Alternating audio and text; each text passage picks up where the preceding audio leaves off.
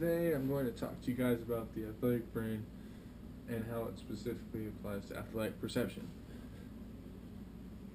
First, you have the idea of what perception is.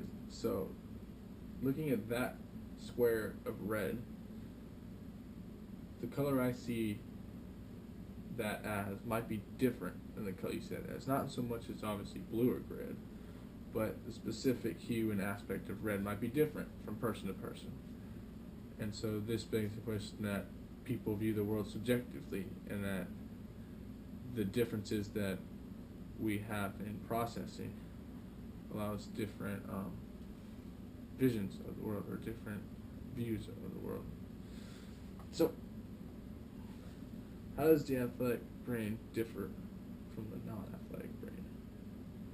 Or how do athletes view the world differently than non-athletes? And they view them in differently in three specific areas: visual processing, somatosensory processing, and attentional processing.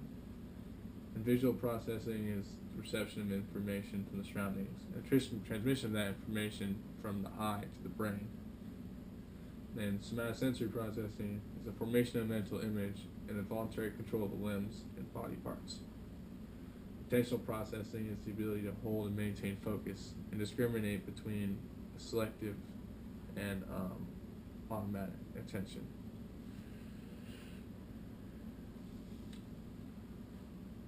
So why is the athletic brain important to study? And first, I think it gives us more of an understanding of the brain. If we can see the differences between non-athletic brain and athletic brain, then maybe we can work to improve those differences, or learn how those differences came about, or enlargements of certain areas became that way, and then apply that into everyday life to improve those areas for everyone, not just athletes. So because in cognitive neuroscience we're doing science, we need to qualitatively and quantitatively measure differences. And we can do that by using neuroimaging techniques. So the main two neuroimaging techniques that I used in my paper, and most used in the sources, were functional magnetic resonance imaging, which is fMRI, and event-related potential imaging, which is ERP imaging. The fMRI measures how brain activity differs across different areas of the brain, and by changes in blood flow. So you can see during a certain process which area of the brain someone's using, or how much of that area they're using. And the event-related potential measures a time-related difference, so how long someone takes to activate certain brain areas after a certain stimulus has been presented. So how do these techniques monitor differences in processing for athletes and non-athletes? So visual processing, with the ability to monitor time-locked events in the brain from an ERP, we can show differences in reaction time for visual processing. So an example of this would be a batter in baseball watching a pitch go by, having only 50 milliseconds to decide whether that pitch is a ball or strike, and if they want to hit that pitch or not, while regular display of visual processing occurs at about 150 milliseconds. So every day athletes practice with a third of the time making decisions on whether to pretty much a go or no-go response. And doing that every day thousands of times would obviously change the neural activity, or the neural efficiency of these brain areas used in those processes. Also, another example is badminton players measuring the trajectory of another player, or the ball coming at them during their event. And with these studies on the ERP, they show enlargement of the P300 effect around 350 milliseconds after the stimulus was presented. So the P300 effect shows an anticipatory response that athletes have that non-athletes don't have. The somatosensory processing shows the differences in response times for movement-based decisions from the brain to the limbs. An example of this in soccer players was having a larger N1 400 amplitude for both the upper and lower limb, while having a P300 amplitude for the lower limb, for just the lower, a larger P300 amplitude for just the lower limbs, showing that only using their feet that much in soccer has made a difference in their processing in that area of the brain.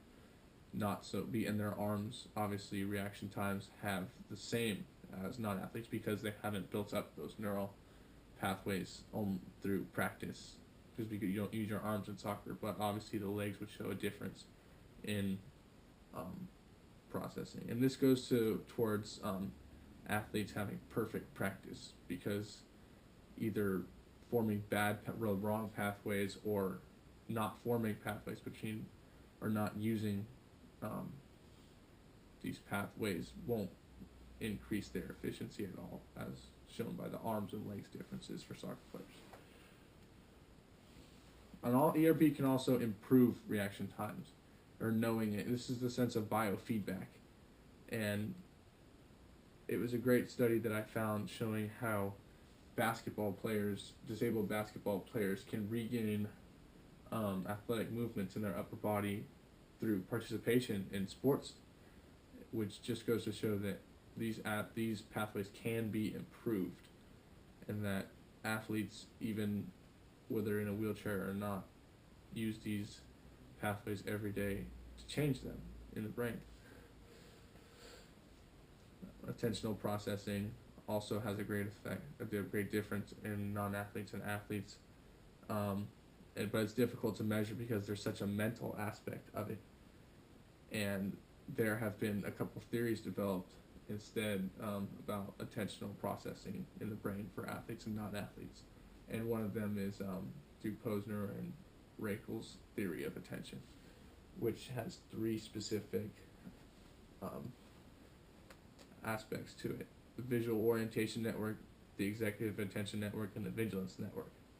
So this is pretty much saying how you monitor and prioritize your attentions at different points, because you can have more than one attention point, selective and automatic attention. So the visual orientation network controls and records visual attention from the eye to the LHN, pretty much taking the picture of your attention. And the executive attention network prioritizes each different attention span that you're using in the thalamus, pretty much saying a different attentions, like different channels to watch. And the vigilance network determines which and to what extent, pretty much the intensity that you are focusing on these attention priorities.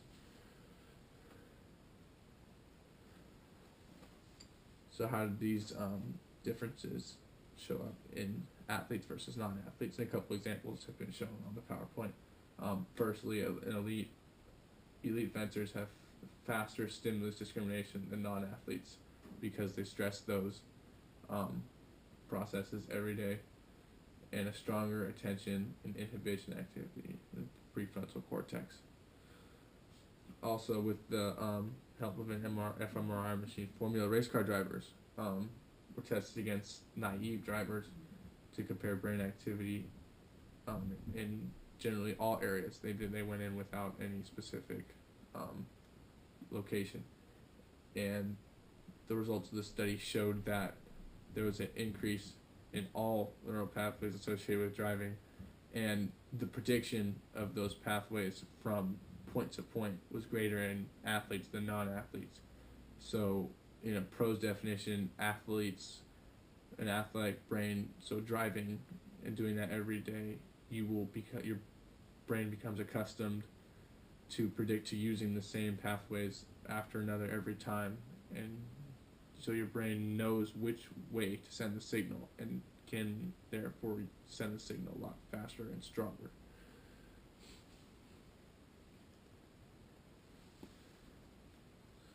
So how can these studies help us understand the brain and improve it in the future? through analysis, through neuroimaging techniques, differences in neural activity can be determined in a qualitative and quantitative amount. So we can scientifically say that athletes have better visual processing in this area or reaction times because of an fMRI study or an ERP study.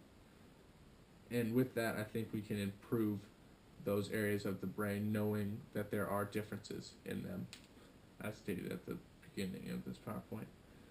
And